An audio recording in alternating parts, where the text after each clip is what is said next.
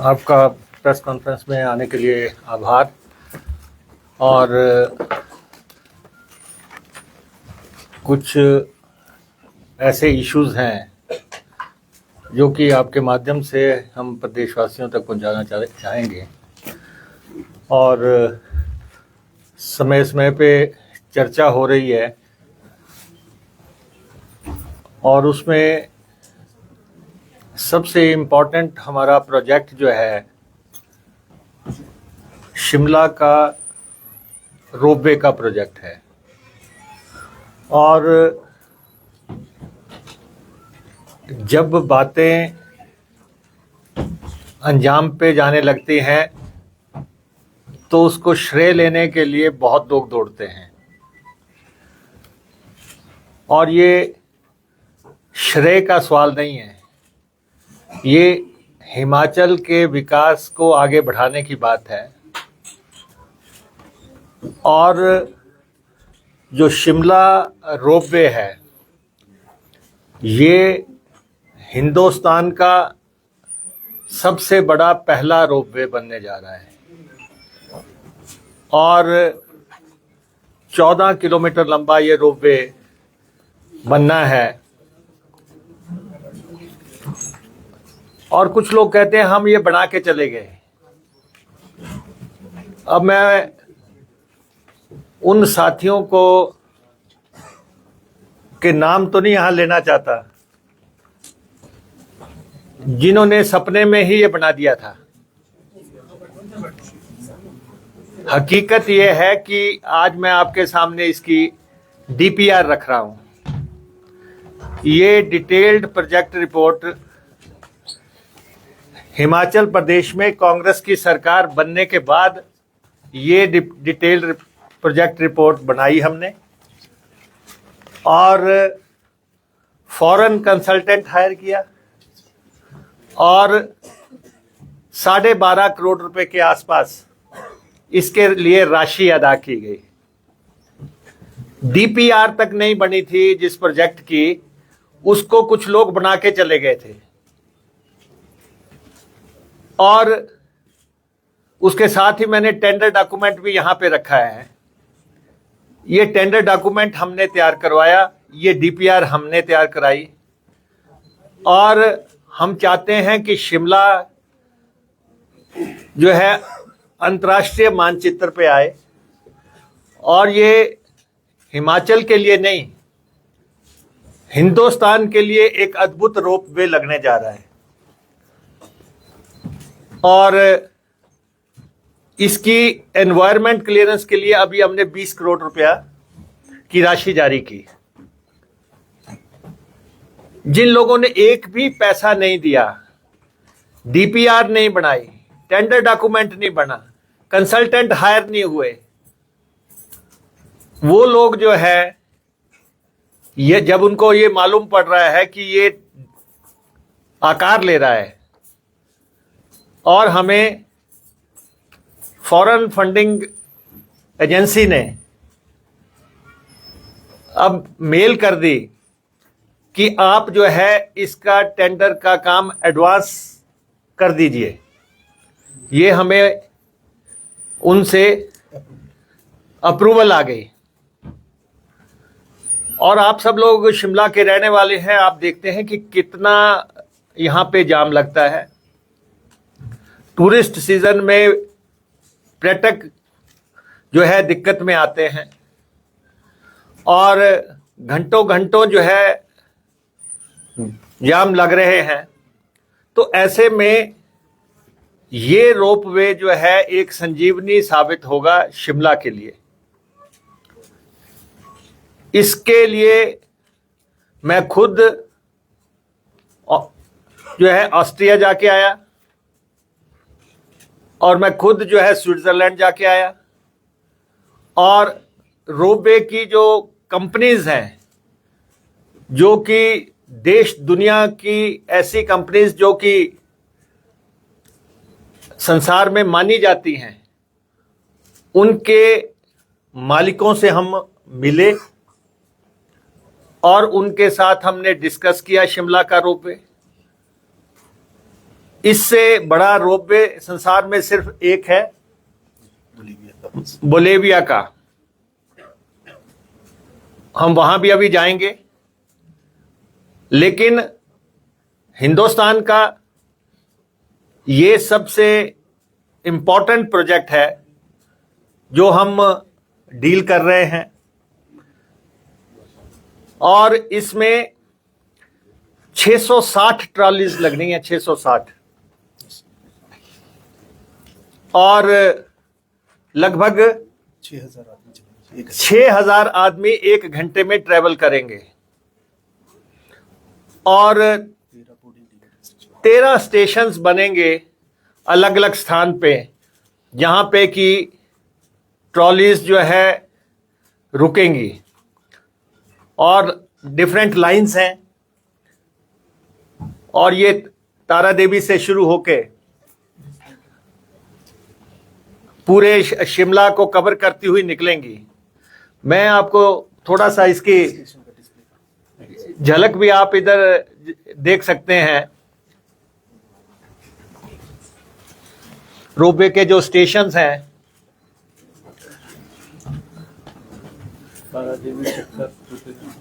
ये तारा देवी से शुरू होगा, फिर चक्कर में एक स्टेशन होगा, फिर टूटीकंडी में स्टेशन होगा, फिर 103 टनल, फिर ISBT, victory tunnel, IGMC, Sanjauli, Navbahar, secretariat, ये इसके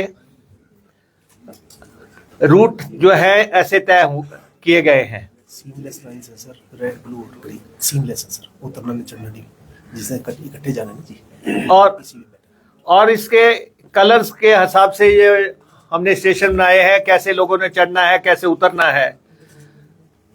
तो ये एक बहुत बड़ा स्वप्न जो है हकीकत में बदलने जा रहा है, और हम समझते हैं कि ये प्रेस्टिजियस प्रोजेक्ट है। इसमें श्रेय की होड़ लेने की बजाय इसको जमीन पे कैसे हमने उतारना है, और ये हमारे लिए जरूरी है। और रोपवेज जो है हिमाचल प्रदेश का भविष्य है, और ऐसे देश हैं जहां पे हजारों रोपवेज हैं, और एक ही जगह ऑस्ट्रिया में 25,000 रोपवेज हैं। और हमें अगर उन देशों से compete करना है, टूरिज्म में compete करना है, या रूरल ट्रैफिक में, घरेलू ट्रैफिक में compete करना है, तो हमें कुछ कदम उठाने पड़ेंगे।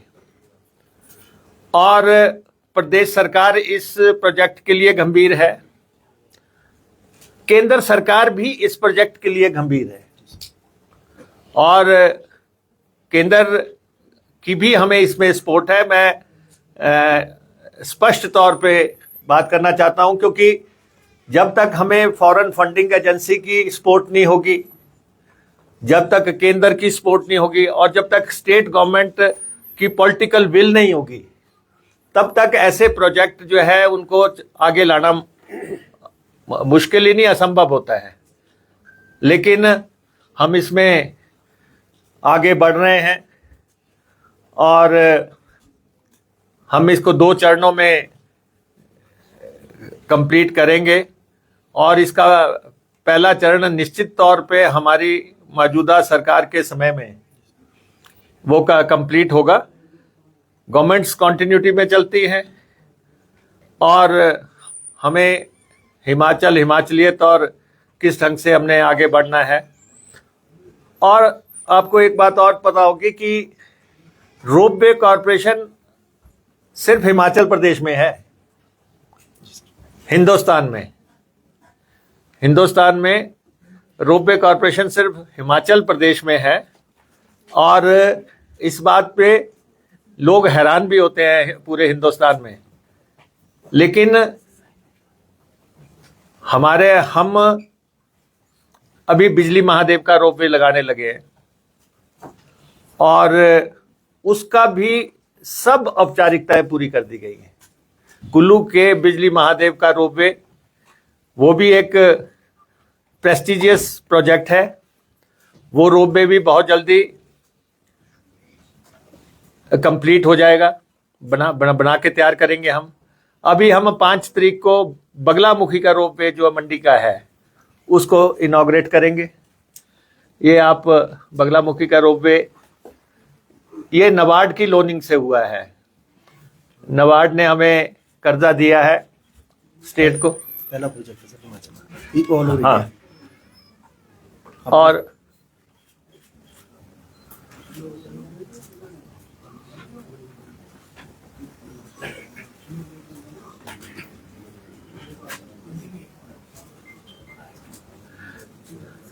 फॉरवर्ड कर दो थोड़ा।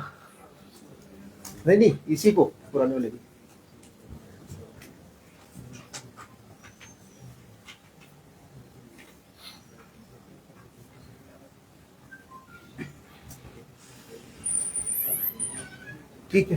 ठीक है। और इसके सुरक्षा पहलुओं की जांच हो रही है। लेकिन कुछ लोग इतनी जल्दी में है कि अभी टेक्नीशियंस उनको ठीक कर रहे हैं, वो चढ़ गए जाके। हम इस बात का बुरा नहीं मनाते, रोज चढ़े,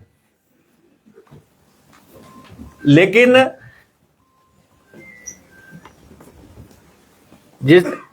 अभी उसकी इनॉग्रेशन होनी है।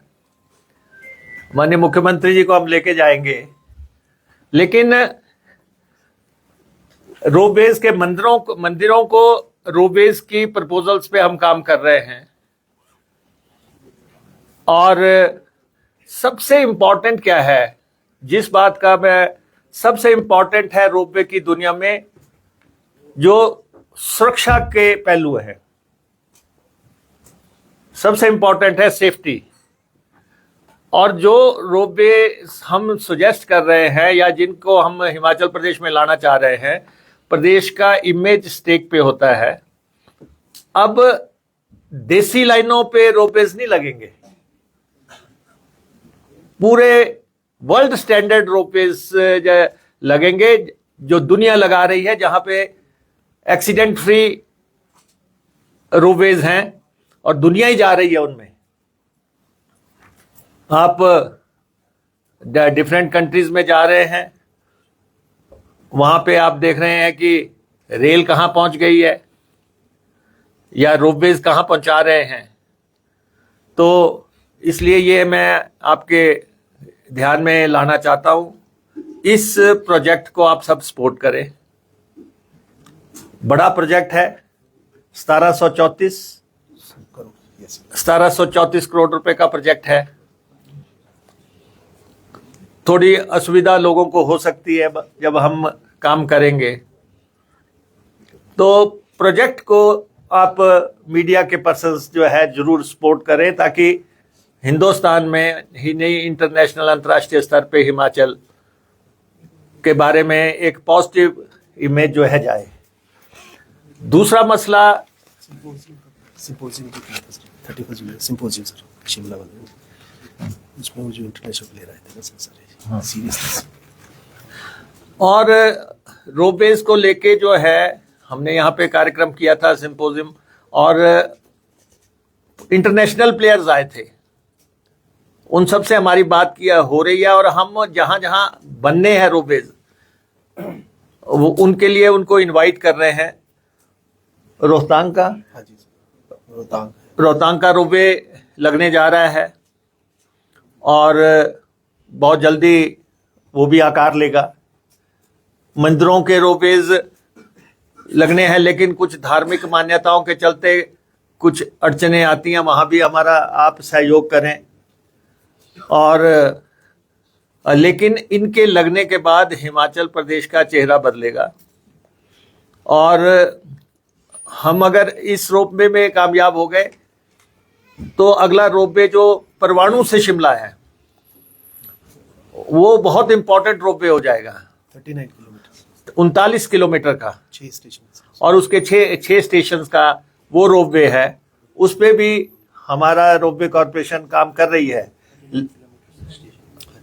लेकिन सबसे पहले जो है हम चाहते हैं कि शिमला में हम कामयाबी अर्जित कर लें, और किराया से बस का किराया। और कई लोग ये रोपवे अभी कब लग रहा है, कई लोग अभी से उसके किराए की बात करने लग पड़े हैं। जो लोग नहीं चाहते कि ये आगे बढ़े, वो अभी से पूछते हैं कि जी इसका किराया क्या होगा, और उनको हम विश्वास दिलाना चाहते हैं कि भाई बस का ही किराया होगा। Urban transportation. Urban transportation. लेकिन ये मुद्दा इंपॉर्टेंट नहीं है अभी। मुद्दा इंपॉर्टेंट ये है कि हिंदुस्तान का सबसे बड़ा रोपवे शिमला में लगने जा रहा है, और उसके ऊपर 1734 करोड़ लगने हैं, और 14 किलोमीटर का रोपवे बनना है, 660 ट्रालियां लगनी हैं, और विश्व विख्यात जो है जो प्लेयर्स जो है वो आके इसको लगाएंगे। तो ये हम आपके ध्यान में लाना चाहते थे। दूसरा मसला है रेलवेज का। ये भी हमारे ट्रांसपोर्ट का एक हिस्सा है। शिमला में अंग्रेज रेलवे पहुंचा गए, अन्यथा शायद शिमला में रेल पहुंचानी मुश्किल हो जाती है। जो बात हकीकत है उसको हमें मानना भी चाहिए। और रेलवे के प्रोजेक्ट्स के ऊपर अभी मैं एक नेता की बात सुन रहा था। वो कह रहे थे कि कांग्रेस सरकार रेल लाइनें नहीं बनने देना चाहती, और उसको जो है पैसा नहीं दे रही है। एक अन्य सज्जन है, वो कह रहे हैं कि रेल लाइनें जो है केंद्र ने सैंक्शन कर दी है, कांग्रेस सरकार जो है अड़ंगा लगा रही है। हम आपके ध्यान में रेलवे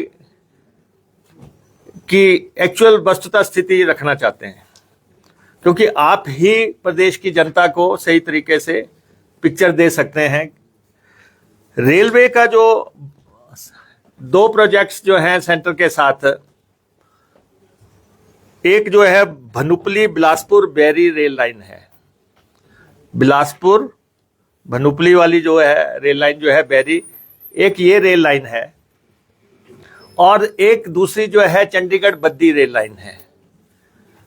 ये हम सेंटर के साथ मिलके रेल लाइन बना रहे हैं, और जो दूसरी रेल लाइन है जो तलवाड़ा जा रही है वो केंद्र सरकार बना रहा है। उसमें हम जमीन एक्वायर करके देते हैं। अब जहां तक आप देखें कि स्थिति क्या है, भनुपली बिलासपुर बैरी रेल लाइन जो है इसकी लंबाई 63.1 किलोमीटर है, जिसमें पंजाब का एरिया 13.9 किलोमीटर है और हिमाचल का एरिया 49.2 किलोमीटर है। आपको सुन के हैरानी होगी कि जब ये रेल लाइन तय हुई थी तो ये 1047 करोड़ रुपए की थी, 1047, और इसमें हिमाचल प्रदेश को 25% हिस्सा लगाना था और सेंटर को इसमें 75% हिस्सा लगाना था रेलवे मंत्रालय को। और बाद में और उसके तहत जो है हिमाचल प्रदेश का हिस्सा बनता था 261 करोड़ और रेल मंत्रालय का हिस्सा बनता था 785 करोड़। लेकिन अब स्थिति ये हो गई, और बाद में क्या किया इन्होंने कहा कि सेंटर ने कि 70 करोड़ से ज्यादा जो जमीन एक्विजिशन की कॉस्ट होगी वो हिमाचल प्रदेश को देनी पड़ेगी। पहले हुआ था कि 25% हिमाचल लगाएगा, 75% सेंटर देगा, लेकिन बाद में हिमाचल के साथ शर्त लगा दी कि सिर्फ जमीन की एक्विजिशन का जो है सिर्फ 70 करोड़ रुपया केंद्र देगा और बाकी पैसा जो है हिमाचल लगाएगा। और इससे जो है परियोजना लागत चली गई 6753 करोड़ में, वर्तमान परियोजना लागत जो है, और राज्य का हिस्सा जो है 261 करोड़ रुपए से बढ़ के 2583 करोड़ रुपए हो गया, 2583 करोड़। और राज्य का हिस्सा जो है 18 गुना अधिक हो गया। और अब जब रेल लाइन को अगर आप कंप्लीशन की बात मानते हैं तो जो रेल लाइन आपकी 1047 करोड़ रुपए में बननी थी वो 10,000 करोड़ पे जा रही है, वो 10,000 करोड़ पे जा रही है। और उसमें राज्य का हिस्सा 4,000 करोड़ रुपया हो गया। राज्य का अब जो प्रेजेंट स्टेटस है 1,000 करोड़ की रेल लाइन 10,000 करोड़ पे जा रही है और राज्य का हिस्सा जो है 261 करोड़ से 4,000 करोड़ पे जा रहा है। और हम जो केंद्र सरकार ने इस रेल लाइन के लिए 511 करोड़ रुपए दिए। 22 से पहले हिमाचल सरकार ने अभी तक जो पैसा दिया है उसमें हमारी सरकार बनने से पहले 511 करोड़ रुपए दिए थे जब से शुरू हुई है, और हमने सरकार बनने के बाद 336 करोड़ रुपए दिया है।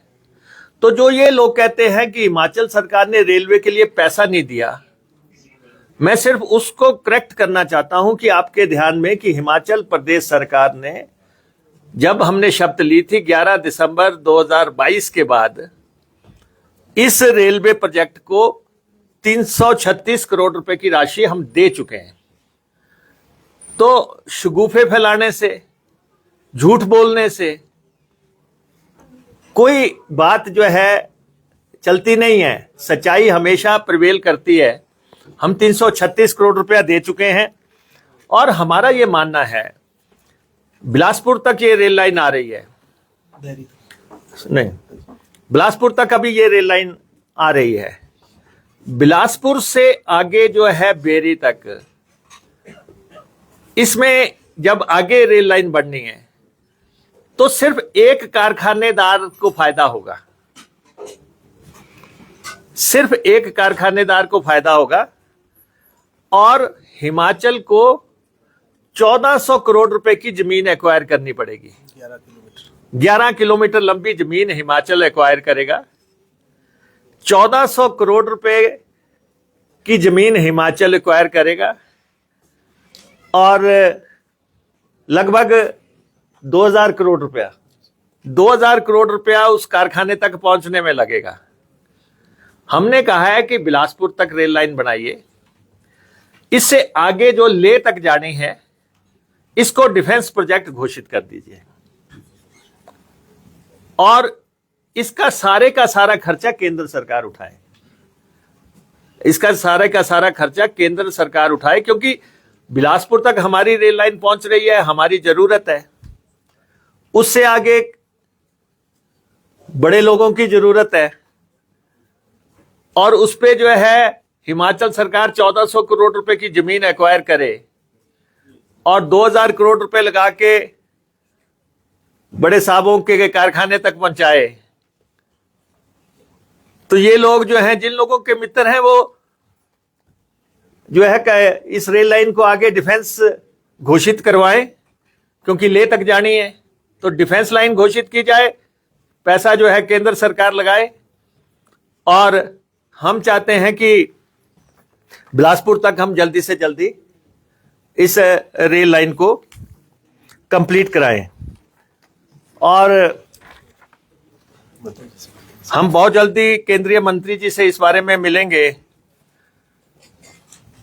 कि Bhanupali Bilaspur Beri rail line 100% funding government of India करे, क्योंकि ये गेटवे है वेरी ले rail line, important from defence point of view. ये डिफेंस पॉइंट ऑफ व्यू से इंपॉर्टेंट है, तो केंद्र सरकार इसकी 100% फंडिंग करे। और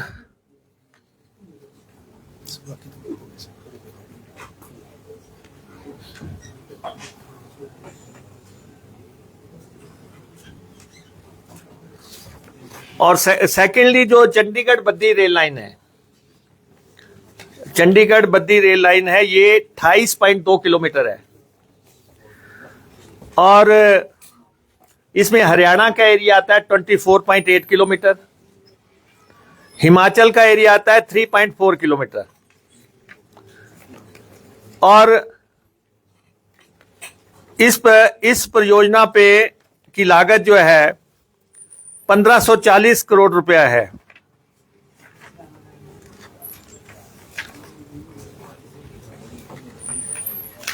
और जिसमें 50% हिस्सा भारत सरकार को लगाना है और 50% हिस्सा जो है हिमाचल को लगाना है। 775 करोड़ रुपया दोनों को लगाना है। और हम जो है राज्य सरकार अब तक 223 करोड़ रुपया दे चुकी है।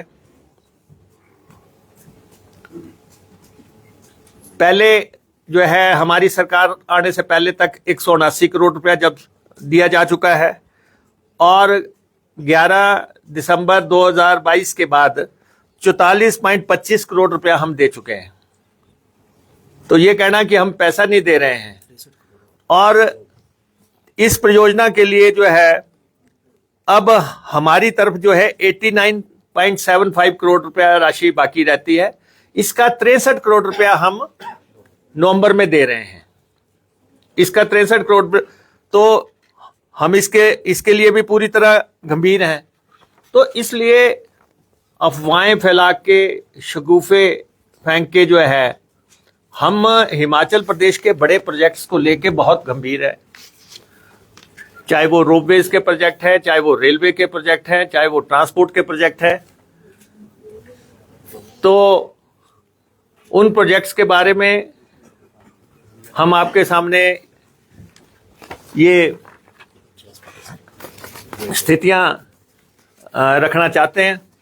और जहां तक हमारा ट्रांसपोर्ट का सवाल है, ट्रांसपोर्ट में हमारी इलेक्ट्रिक बसेस खरीदने का दौर शुरू हो गया। उसमें हम टेंडर स्टेट पे चले गए और फर्स्ट राउंड में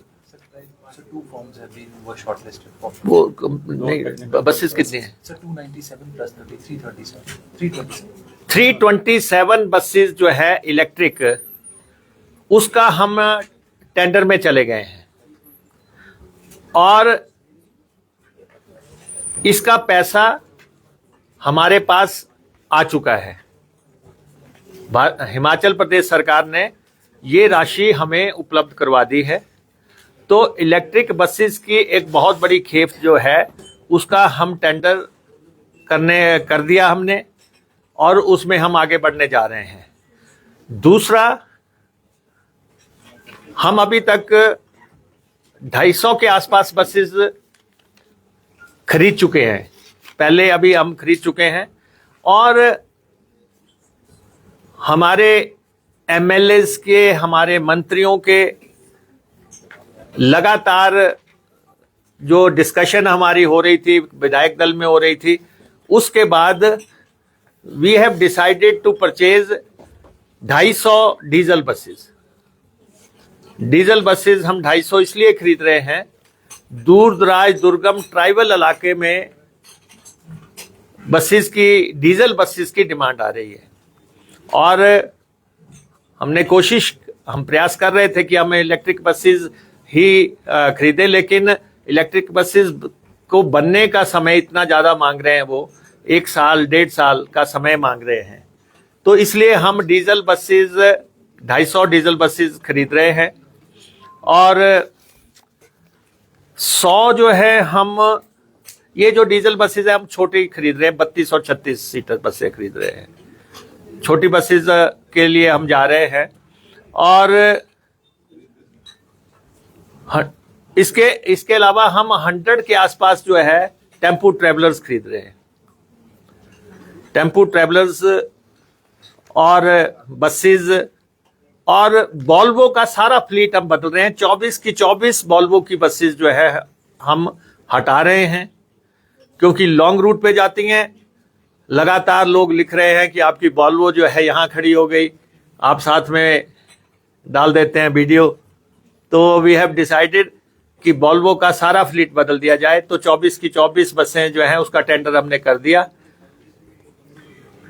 ट्रांसपोर्ट डिपार्टमेंट में क्रांतिकारी जो है काम हो रहे हैं और हमने सबसे इंपॉर्टेंट जो है, हम एचआरटीसी के कर्मचारियों को और उनके संगठनों को विश्वास में लेके आगे बढ़ रहे हैं। ये सिर्फ डिपार्टमेंट ब्यूरोक्रेटिक तरीके से नहीं चलाया जा रहा है, इसमें क्योंकि 50वां साल चल रहा है और गोल्डन जुबली ईयर है, उनसे भी बात की जा रही है, क्योंकि आप देख रहे हैं कि एचआरटीसी ने बहुत सेवा की है हिमाचल के लोगों की। एचआरटीसी के प्रति आपका नजरिया थोड़ा डिफरेंट होना चाहिए, ये मैं प्रेस से भी रिक्वेस्ट करने के लिए कह रहा हूं, क्योंकि जो हिमाचल में ना तो एयर सर्विस है, हिमाचल में ना रेल सर्विस है, तो एचआरटीसी ने एक ऐसा रोल प्ले किया है हिमाचल के लोगों को जीवन में।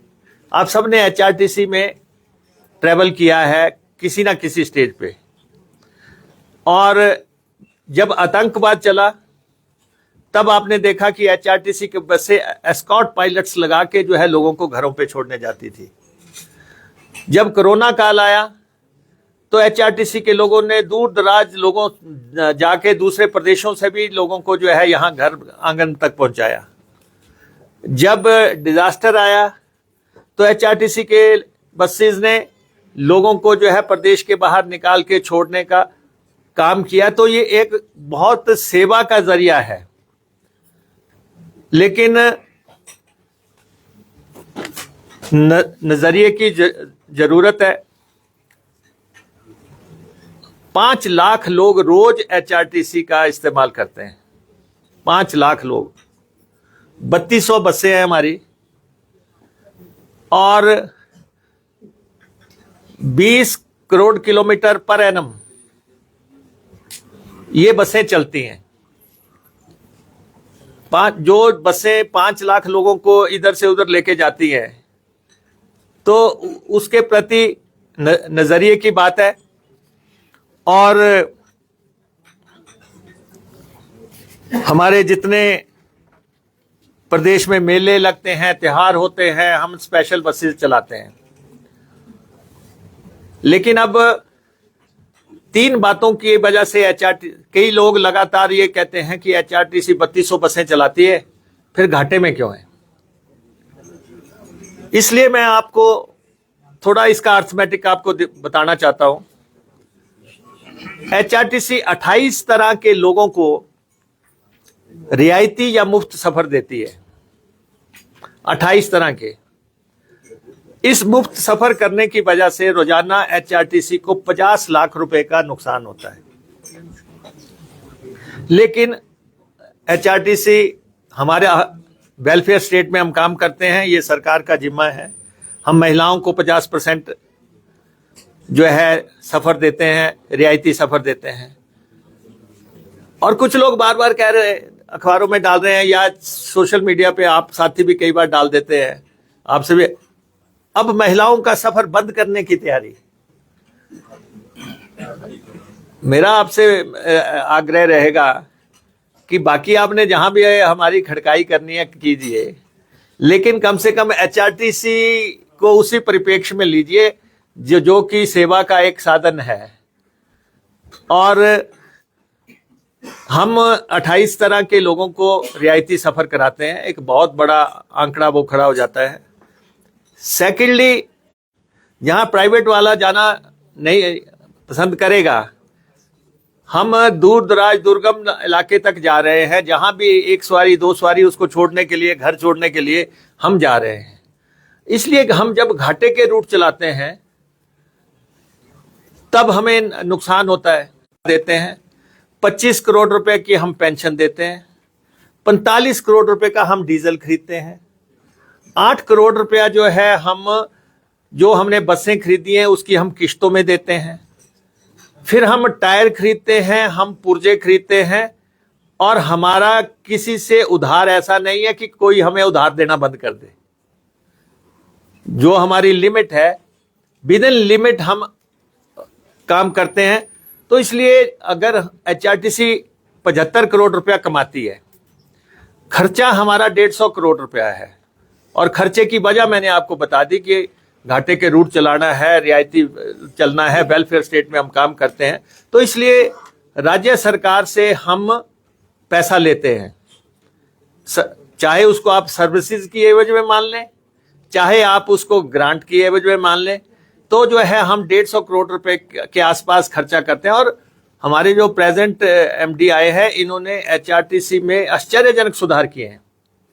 बहुत काम हुआ है HRTC में। अब तो कैशलेस ट्रैवल तक पहुंच गए हम। हमारा कार्ड जो है आप दिल्ली मेट्रो में चला सकते हैं, हमारा कार्ड जो है आप दुकान पे चला सकते हैं, जाके कहीं भी आप पंजाब रोड में चला सकते हैं, हरियाणा रोड में चला सकते हैं।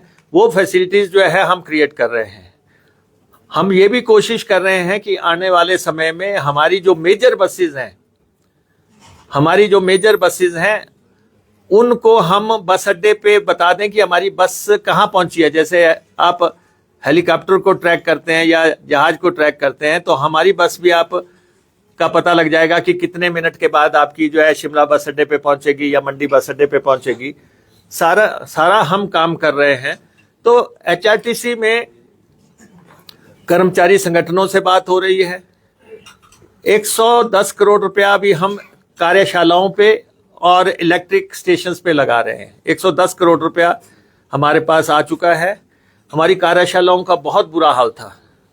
मैंने खुद विजिट किया, जहाँ पे हमारे कर्मचारी बैठते थे, टॉयलेट्स तक की अच्छी सुविधा नहीं थी। तो हम 110 करोड़ रुपया जो है उस पे खर्चने जा रहे हैं।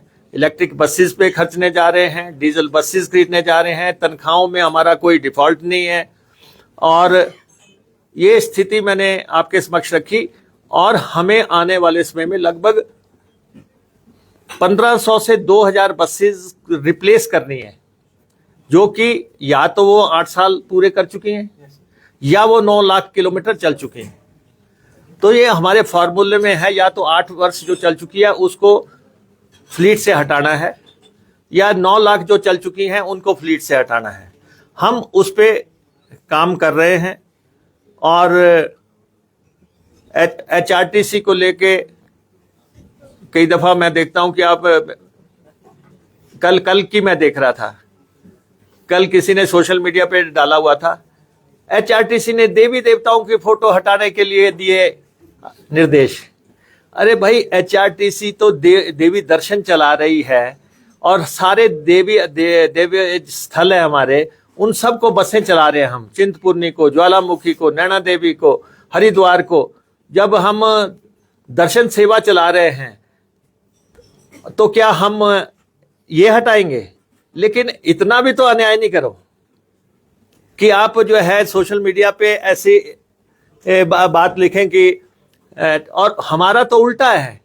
हम इस बात पे काम कर रहे हैं, जैसे बस में आप बैठे तो वहां पे जो है भजन शुरू हो जाए, या वहां पे जो है कोई मंत्र का उच्चारण शुरू हो जाए। बस शुरू करने से पहले जो है उसको शुरू करके जो है फिर बस चलाई जाए। हम किस पे काम कर रहे हैं और षड्यंत्रकारी क्या बात कर रहे हैं।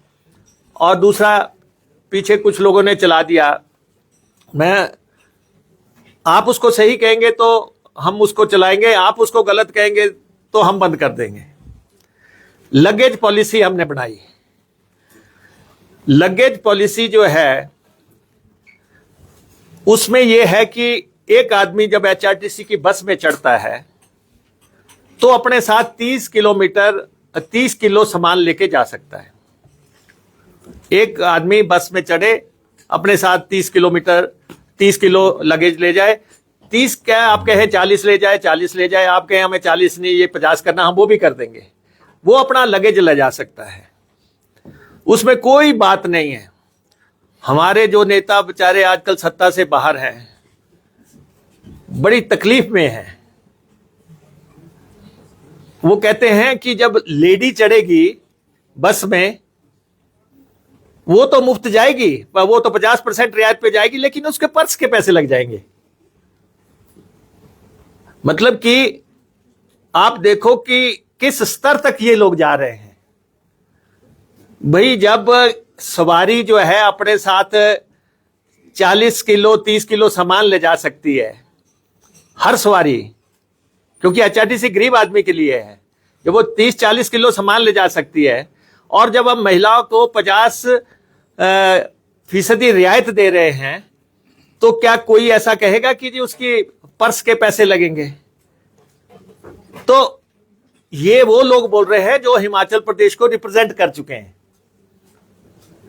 और फिर कहते हैं स्कूल के बच्चों को हम रियायती लेके जाते हैं, हमें पता नहीं कितना बड़ा घाटा हो रहा है। कह रहे हैं कि स्कूल का बच्चा जब चढ़ेगा तो उसके जो है बैग के पैसे लग जाएंगे। अरे आप सत्ता से बाहर हो गए, कर राजनीति की कोई मर्यादाएं तो रखो। स्कूल के बच्चों को जब एचआरटीसी पिछले 50 साल से सेवा कर रही है, आप उस सेवा को भी जो है नीचे करके दिखा रहे हैं। तो इसलिए बिल्कुल स्पष्ट है, मैं आपके माध्यम से, आप रिस्पॉन्सिबल लोग हैं सोसाइटी के, आपके माध्यम से एक सवारी लगेज जो है जब 30 किलो 40 किलो जितना ले जाना चाहती है वो ले जाए। लेकिन जो मैं सेकंड पार्ट आपसे डिस्कस करना चाहता हूं और आपकी राय भी चाहता हूं, उसी के मुताबिक जो लोग एचआरटीसी की बस में सफर नहीं करते और एचआरटीसी को कुरियर सेवा बढ़ाए हुए हैं पिछले लंबे अरसा से, अभी तक उसका चार्ज नहीं होता था तो किसकी जेब में जाता था, इसमें मैं जाना नहीं चाहता। कि आपने जो है सामान भेजना है, आपने बेटियां मंगानी है, आपने कुछ मंगाना है, वो एक अंदर खाते का सौदा था। हमने कहा कि जो आदमी एचआरटीसी में ट्रैवल नहीं कर रहा है और अपना सामान भेज रहा है, उससे जो है हम पैसा लेंगे। अब आप बताओ कि यह बात सही है कि नहीं है, जो ट्रैवल ही नहीं कर रहा है। पीछे सामने आया कि एचआरटीसी में जो है लोगों ने कारतूस भेज दिए। अब हमने कहा कि जो लोग सामान भेजते हैं, और एचआरटीसी सबसे एक डिपेंडेबल ऑर्गेनाइजेशन है लगेज को पहुंचाने की, 5-6 घंटे में स्टेशन पे पहुंच जाता है। आपने चंडीगढ़ से चढ़ाया 3 घंटे में आपको मिल गया, आपने यहां से चढ़ाया दिल्ली आपको 6 घंटे में पहुंच मिल गया, आपने जलंधर को दिया जलंधर से आ गया, जलंधर से कोटखाई मंगाया। इतना डिपेंडेबल साधन है, लेकिन गाड़ी में सामान रख दिया। हमने कहा कि ठीक है, आपने सामान रखा, 40 किलो तक आपका एक टिकट लगेगा अगर आप खुद ट्रैवल नहीं कर रहे हैं और सामान भेज रहे हैं। लोगों ने कहा कि जी ये 40 किलो पे एक टिकट को जो है आप स्लॉट बना दे, क्योंकि लोग कोई अनार की पेटी भेजते हैं, कोई जो है जापानी फल की 5 किलो की पेटी भेजता है। उनका कहना था कि 5 किलो तक का आप 1/4 टिकट लगा दें, 20 किलो तक का आधा टिकट लगा दें, 40 किलो और उससे ऊपर आप एक टिकट लगा दें। अब आप बताओ, जो लोग गाड़ी में सफर ही नहीं कर रहे हैं, क्या उनको टिकट लगना चाहिए कि नहीं लगना चाहिए? या हम सबका जो है उठाते फिरे, भाई रख दो, इसमें रख दो, है कोई बेली वारस नहीं है। तो उस पे जो है हमारे कुछ नेताओं को बड़ी तकलीफ है। और थर्डली, जो लोग दुकानों का सामान लाते हैं, दुकान का कीजिए, पूरी दुकान का, पहले कहा कि जी लैपटॉप का पैसा लग जाएगा जी। हमने कहा यार, एक कंधे में भी लटका लो, 2 कंधे में भी लटका लो, जितने लटकाने, कोई आपसे नहीं पूछेगा। लेकिन अगर आप 50 लैपटॉप या 100 लैपटॉप की खेप भेजते हो गाड़ी में, तो क्या उसका टिकट नहीं लोगे? पटाखों की दुकानें सजेंगी पूरी की पूरी, और पूरी दुकान एचआरटीसी के ऊपर रख दोगे। इलेक्ट्रॉनिक के सामान खरीदोगे और आप पूरी दहेज का जो है पूरा जो है सोफा और जो है बिस्तरा जो है ऊपर पूरे जो है चारपाई ऊपर लगा दोगे, डबल बेड लगा दोगे, क्या उसका किराया नहीं दोगे? अब उनकी अपनी सोच है, लेकिन हम कहते हैं कि एचआरटीसी सवारियों के लिए है। अच्छा, एक और है, सवारी जो खड़ी है, एक बंदे ने अपना टैची रख दिया सीट के ऊपर। हम कहते हैं कि अगर भाई खड़ी सवारी को सीट है, अगर तेने सीट पे ही टैची रखना तो उसका फिर किराया दे दे, या तो सवारी को बैठने दे। ऐसे लोग टकर जाते हैं लगातार, जो कहते हैं नहीं मैं बैठ गया, अब मेरा सामान भी सीट पे बैठ गया, लोग खड़े हैं। तो ऐसी प्रैक्टिकल प्रॉब्लम्स है जब 3200 बसें चलाते हैं। लेकिन हमने सिर्फ इतना किया है कि जो लोग बस में ट्रैवल नहीं करते और सामान को कुरियर की तरह इस्तेमाल करते हैं, और हमें पहले चरण में उससे 1.5 करोड़ रुपए की इनकम हुई है, 1.5 करोड़ रुपए की इनकम हुई है। लेकिन ये पूरी तरह शगुफा है कि महिला चढ़ेगी, उसका पर्स का लग जाएगा। एक तो और भी आगे बढ़ गए, कहते खाली लिफाफा भी मत लेके जाना हाथ में। वो बिलासपुर से प्रेस कॉन्फ्रेंस कर रहे थे। तो मैं सिर्फ आपको, आपके ध्यान में ये बातें लाना चाहता हूं। एचआरटीसी ने बहुत सेवा की है। एचआरटीसी 50वां साल मना रही है, और एचआरटीसी में बुनियादी हम परिवर्तन कर रहे हैं, और अपने नए बस अड्डे हमारे कई तैयार हो गए हैं। जैसे आप देख रहे हैं कि ये बस अड्डा हमारा ढली का तैयार हो गया है, ठियोग का तैयार हो गया है।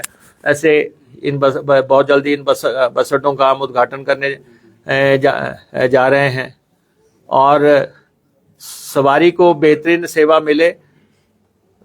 ढाबों को लेके जो बार बार शिकायत आ रही है कि वहाँ पे जो है दिक्कतें हो रही हैं, टॉयलेट्स नहीं है या रेट ठीक नहीं है, मैंने एमडी साहब को कहा है कि इसका पूरा मूल्यांकन करके इस पे भी हम अपनी एचआरटीसी की वेबसाइट पे डाल देंगे कि कौन से अधिकृत हैं, कितना पैसा उनको देना है।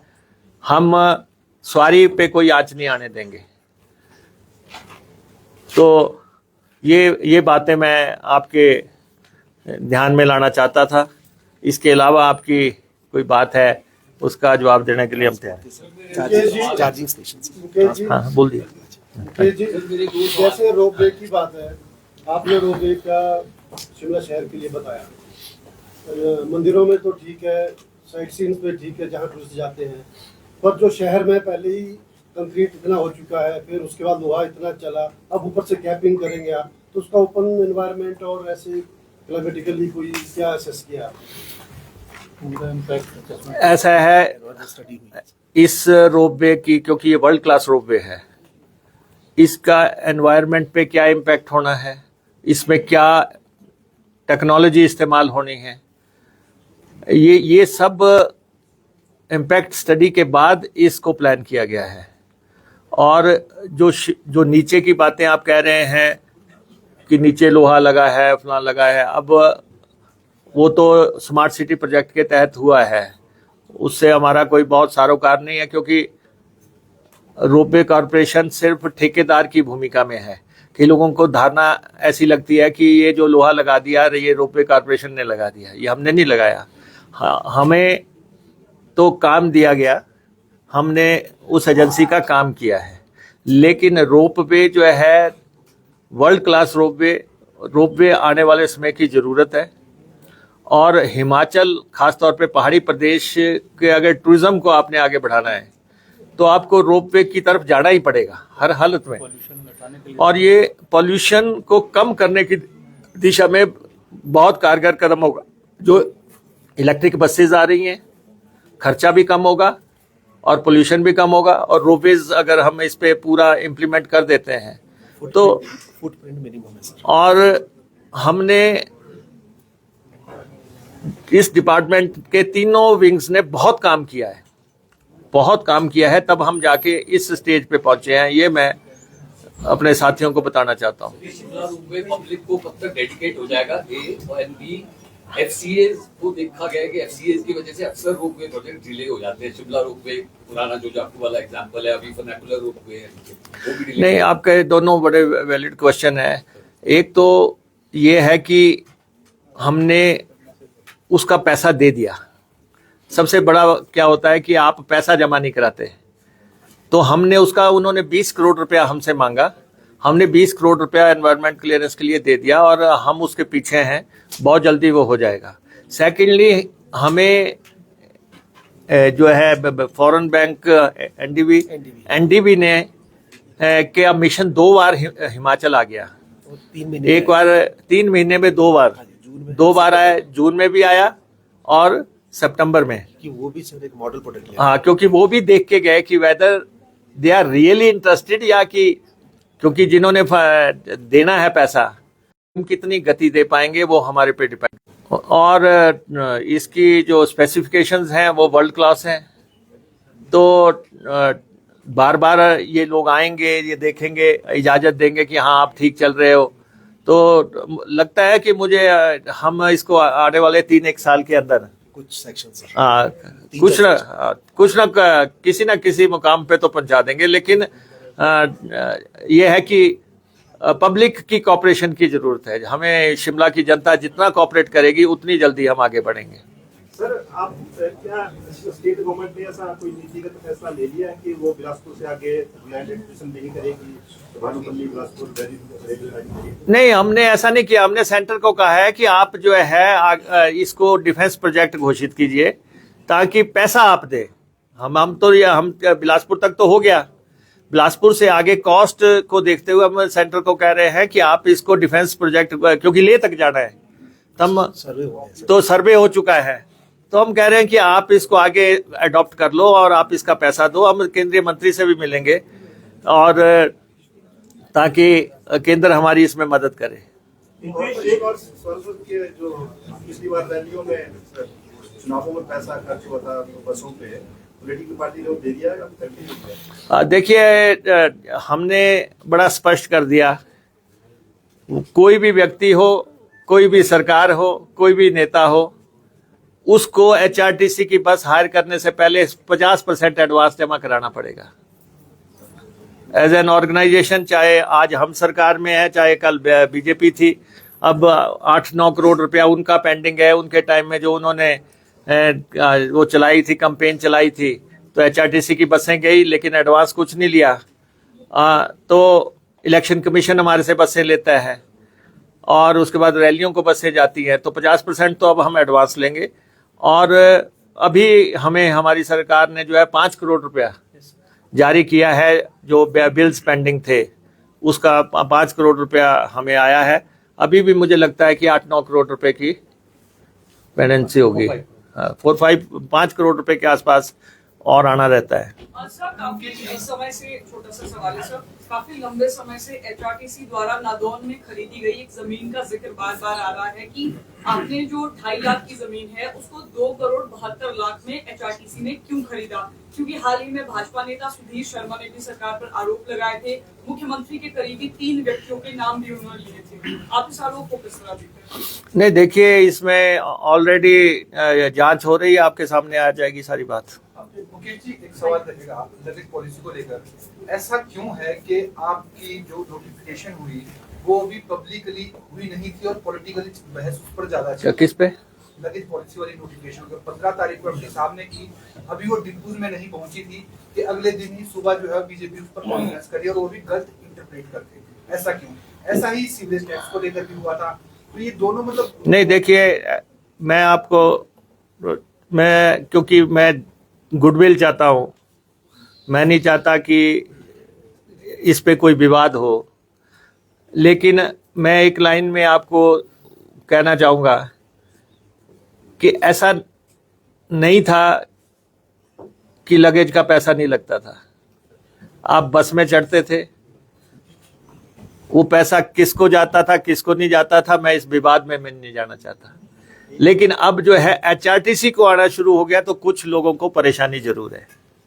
सर, हिमाचल की कठिन भौगोलिक परिस्थिति है, आपको क्या लगता है कि जो रोपवे प्रोजेक्ट है इसमें सबसे बड़ी चुनौती सरकार क्या देती है उसके अंतिम रूप अगर हम देखना चाहते हैं? नहीं, देखो, रोपवे को अडॉप्ट करना ही एक चुनौती है, क्योंकि आज दिन तक हम बसों में सफर किए हैं, तो इसलिए रोपवे की दुनिया एक अलग दुनिया है।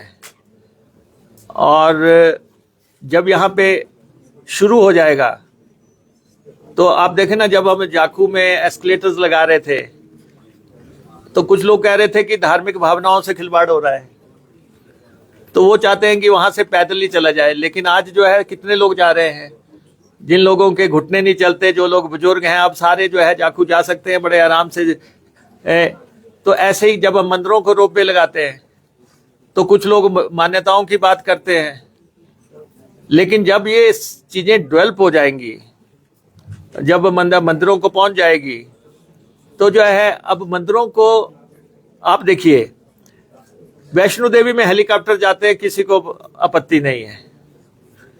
हमारे उत्तराखंड में हेलीकॉप्टर से जाते हैं, किसी को कोई आपत्ति नहीं है। यहाँ पे हम कुछ भी प्लान करते हैं, सबसे पहले आ जाता है कि नहीं जी, ये तो मान्यताओं के खिलाफ है, भावनाओं के खिलाफ है। तो इसलिए थोड़ा सा हमें सॉफ्ट चलना पड़ रहा है। हम लोगों को साथ लेके चलना चाहते हैं, लेकिन ऐसे लोग भी हैं जो कि चाहते हैं कि या तो प्रोजेक्ट जो है धराशायी हो जाए या प्रोजेक्ट डिले हो जाए। तो इसीलिए मैं प्रेस से सपोर्ट मांगता हूं आप लोगों से। अब क्या है, मैं आपको बताऊं, 4 दिन पहले मैं दिल्ली से चंडीगढ़ आ रहा था। जो जहाज था वो स्टार्ट नहीं हुआ, तो उन्होंने उसके साथ गाड़ी लगाई और उसको पीछे करके जो है जो उसके साथ उसको पुल किया और स्टार्ट किया। जहाज था वो नया जहाज था। यहाँ एचआरटीसी की बस को कोई धक्का लगाता हुआ नजर आ जाए तो जल्दी से फोटो छाप देते हैं, देखो जी एचआरटीसी स्टार्ट नहीं हो रही है, और फिर साथ में कहते हैं एचआरटीसी ने धुआं छोड़ दिया। अरे भाई 3200 बसें चल रही हैं, 3200 की किसी की कोई पार्ट खराब हो जाता है, किसी की स्लीप पड़नी है, किसी का कोई इंजन में प्रॉब्लम आ गई, किसी को कुछ हो गया कि तो एकदम से कहते हैं देखिए एचआरटीसी पर प्रदूषण फैला रही है। एचआरटीसी 50 साल से जो सेवा कर रही है उसको भी तो कहीं ना कहीं कंसिडरेशन में ले लो, जिसने कि हिमाचलियों को पिछले 50 साल से जो है घर गांव अपने घर आंगन तक पहुंचाया है। तो थोड़ा सा किस सेवा के बारे में क्या सोचना चाहिए।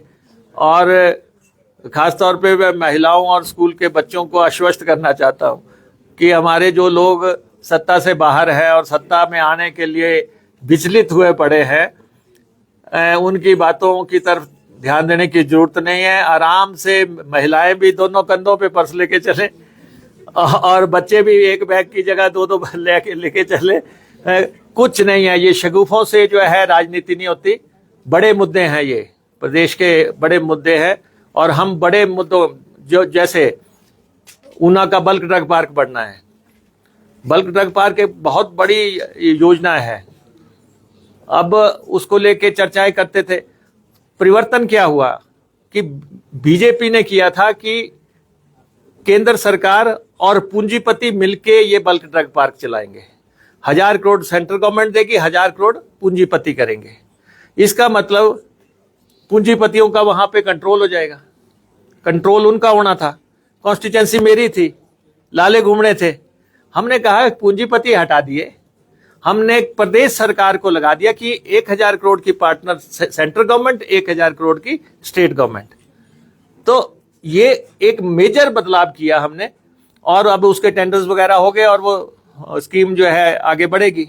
ऐसे ही शिमला का, जैसे आपने देखा भी डिजास्टर, कुल्लू का डिजास्टर वगैरह आया, मनाली का, अब वहां पे 2000 करोड़ रुपया जो है चाहिए वहां पे चैनलाइजेशन के लिए।